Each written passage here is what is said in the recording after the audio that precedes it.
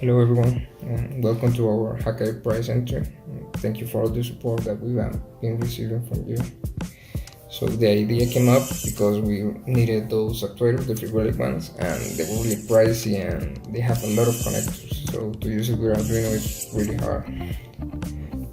Funny enough, we found this video after all, and they use the same components that we do. So we were on the right track, right? Yeah.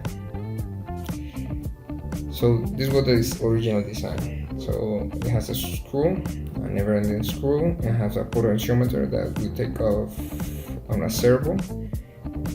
And well, we took the design, 3D printed it, and this is how you assemble it. So the motor, we replace it from the servo because this one works better. This has a really torquey motor that's the same that the Firelli company uses.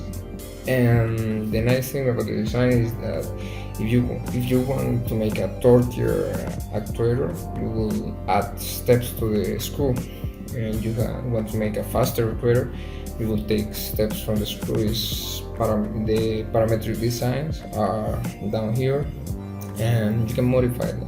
All them. Also, the STLs are down there, so you can implement it also. We tried different applications, and we are currently making robotic hands, so that's like the progress. And for example, you can take the design and make this chassis the actuator, so you will save space. You can make it like half of this mold, and it works great. For example, we have a functioning hand, and it has been great, and seeing all the things that you can make with them, it's a great experience.